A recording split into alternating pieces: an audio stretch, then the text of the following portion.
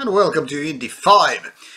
Today we start a band from Ukraine, which is not the most biggest metal country, but it's one of those countries that actually produce some really good quality metal. Mostly maybe known for its black metal bands, however Ukraine is also kind of a big country with having a vast amount of different bands, despite the country being on the verge of war, at least conflict-wise. But that's enough about the world case. Now we have a band called Polynove which is a roughly the European Western version of the band's original name, in which is written in Cyrillic alphabets. I have no idea how it's supposed to be pronounced, but bear with me. As you can see, this is actually a kind of a double release. A EP, which is here, called On the Edge of the Abyss, kind of a pro CDR discs here, and also a live bonus album which is called Live on the Edge of the Abyss. So technically speaking, this is a re-release of an EP release, as you can see, two places there and two sets of tracklist. Original EPs here with some 24 minutes or so, 25 minutes or so of this metal, and then the live CD, which is a few tracks more. Booklet has lyrics for the original EP, but as you can see, they are not in readable format unless you know what they are speaking in Ukraine. Russian, I think. Sorry if I'm wrong here. There are one set of English lyrics which you can pretty much read here. So as you can see, quite nice looking for a self-financed CD or CD release. So music-wise, this is a combination of doom metal, gothic, and a little bit of death metal. Now that may sound a weird combination, and it kinda is. For people who are kind of allergic to labeling and putting bands in the boxes, this should be it. Why? Well, because this is by far too easy to box in one category. On the other hand, it kind of features opera kind of singing, soprano style, which reminds me of Therion's more operatic albums. On the other hand, it's kind of a doom death, the kind of a My Dying Bride early stuff.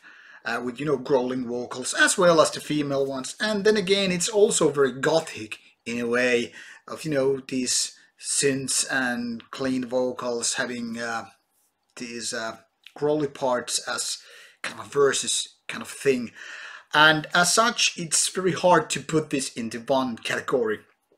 But then again, I don't know if that's a problem because these pieces actually fall together quite easily. So it might sound more weird than it actually is. However, the thing with this album is that these compositions are not very strong. Now, this band actually split up a few years ago, then it came back around 2016, and this is their first release since its comeback. Originally released in 2017, I think the CD version is 2018. So it's kind of like re-releasing itself already. But I think it's more value considering that there is this live bonus track disc. However, I don't know if that's much of an extra value. Obviously, sound-wise, it's much worse than the original EP, and the extra songs are not that much real value, in my opinion. The EP is what counts here. So this is more like if you want to have this on CD, like in physical format, then this is your version to go. But if you're happy with just digital files, well, this live CD is next to useless, unless you're a big fan of the band already, but in which case you probably have zero information with this particular review. So Polynove is kind of an acquired taste, hard to label, hard to categorize type of an album. For gothic, doom, death, Therion-like opera singing style fans, sure, give it a chance. But just don't expect too much. This band is clearly still evolving and developing its sound and all that stuff, but it has certain promise. Now after this long review for the first album, we go to Finland and I'm proud to present you a tape release by a band called Naaras, which kind of translates to female, or, well, bitch if we're talking about animals. This is a LiveMadness called Tape. 4 tracks recorded live, obviously. Band is very new at this point. As you can see, this is limited to 60 prints, and it's supposed to be sold out. This is already also out in Bandcamp as digital format, so if you want to go give this band a chance, go ahead and do it. 4 tracks which are raw black metal, very basic style. I could say this is kind of a 90s vibe, so kind of old school in terms, not maybe 80s material, but anyway, this is not any kind of modern stuff. Even if we talk about sound or, you know, just compositions, it is kind of a traditional stuff. And I might add, in a good way, even though this is a live rehearsal room recording and the sound is quite raw, I think the guys have done actually nice work, because the only part where I kind of like miss the proper dynamics is with the drums, but they do the work just okay, so there's no real bitching needed. For a demo, this is quite nice way to actually start a career of sorts, because it gives the nice feeling like the first demo is the best one kind of a thing. But I think this band can offer so much more when entering like real rehearsal place, I mean real recording place instead of rehearsal room, and, you know, recording one instrument at a time. However, the vocals are already really great there. I mean, they are really like demonic screams, raw, kind of on top, but not in a bothering way. So I think Naaras is doing quite nicely with this demo already. So too bad this tape is already sold out, but at least you can give those get those songs to hear on Bandcamp, and, you know, maybe buy them in digital format. Maybe, and I'm looking forward to just getting more of this band later on. I'm not a tape player listening type myself, but let's hope the band will get a little bit of uplifting with this release and get another run going with more tracks later on. But definite recommendation for raw black metal fans out there. Our next step takes us to Sweden, and I could really say, what the hell is going on with this band? This one is called Arkaid, kind of like a weirdly spelled, not arcade, but Arkaid, and it's called Crematoria. Based on what I can see, what I could say prior to listening to this, I had no idea what this Arkaid was all about, and once after the initial spin, I could say, what the hell, again, just in a different voice, more volume and all that stuff. It's like this booklet makes absolutely very little sense. Well, Crematoria, it's not death metal, it's not groove metal, it's not melodic metal, it's kind of combination of those and then some. Very confusing all in all. Strong production and all that stuff. Most points are kind of combination of modern death metal with then some. But there's also like Tom Jones cover with Sex Bomb in the middle of the album, which feels just a little odd. Then there is also a kind of a folk metal song and then some. Really confusing compilation like an album, and I have very hard time to actually give this much of a good wording outside just, you know, the production. I mean, it's just like, it seems like these guys don't know exactly what they're doing except to confuse the listener, the audience in general. To be honest, I seriously don't understand why this was released in the first place. It's not bad, but it really makes no sense. It's just like a compilation, kind of like creating cover songs, except that it's not full of cover songs. Cannot really recommend that one like that, but hey, give it a chance if you think weird humor-filled albums are your cup of tea. Next up takes us to Finland, and this is a band called Goats of Doom, which you previously might have noticed on the channel.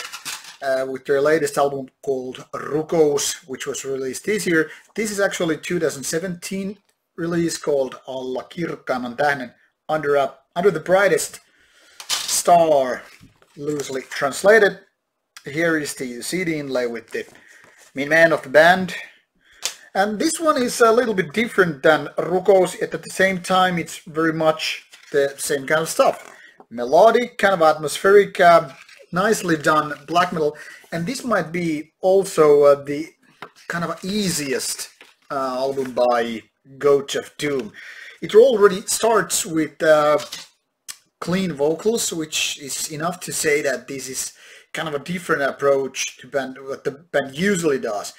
Well, rest assured, this is black metal. It's mostly just, you know, the kind of a black metal vocals, but the clean vocals here are a lot better than with the new one.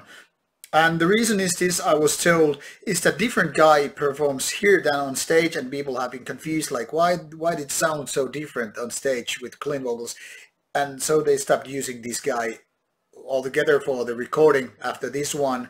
And I find it just kind of a shame. This is way better than the current one, but of course if they cannot use these vocals live, well, that kind of creates a problem. But in my opinion, they would still need to stick to this guy.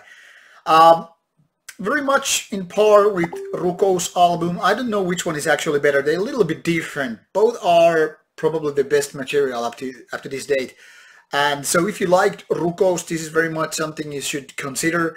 But then again, I don't know if this should be your first step into the world of Goats of Doom, because this is a little bit easier, more atmospheric, more melodic maybe, and more clean vocals.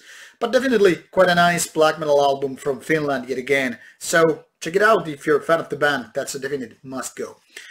And last but not least, maybe the best album of this Indie 5, or at least one of the better ones, is Zarraza.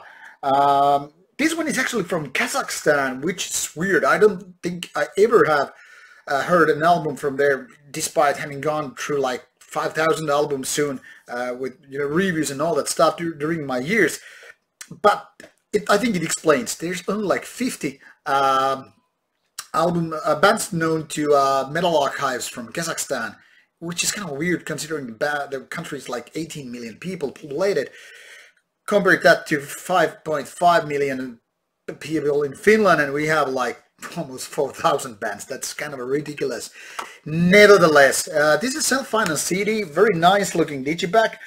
So it starts to amaze me. Band from Kazakhstan playing kind of a death thrash with more focus on thrash metal maybe. They have put out nice looking album, and not only that, also nice sounding album. This is one with really strong production, actually way better than so many more so-called commercial albums and bands. So this is kind of like odd. First of all, not only a band from Kazakhstan, but also how they are able to pull this kind of sound off. As you can see, pretty nice way of, you know, having this cover image as a bigger poster, and up on the opposite side we have lyrics, obviously, and all the thank you lists and whatnot. But it really puzzles me. Why is this band not signed to some bigger label? Because the music here is actually quite good. It's really strong. The production is really strong. Really nice material. And I mean, the riffing is kind of groovy. It's nice and catchy. It's maybe not the top tier kind of stuff, but not very far from that either. Definitely very strong and positive surprise from Kazakhstan. So it's kind of a weird. If you had to pick only one album out of these 5 here, I think you should check out the Zarraza. First of all, it's probably the only Kazakhstan band you have ever heard of, and even if it's not, well, it's really nice album, so totally deserving more attention. There we have it, 5 albums for your Sunday pleasure, or whatever day you're watching this. So now you have some tips where to put your money on, or where you have your listening time going to. Give them a chance. See the links below, and as always, should you have any comments, opinions, questions, whatnot, shoot them down on the box below. See you soon, take care, bye bye.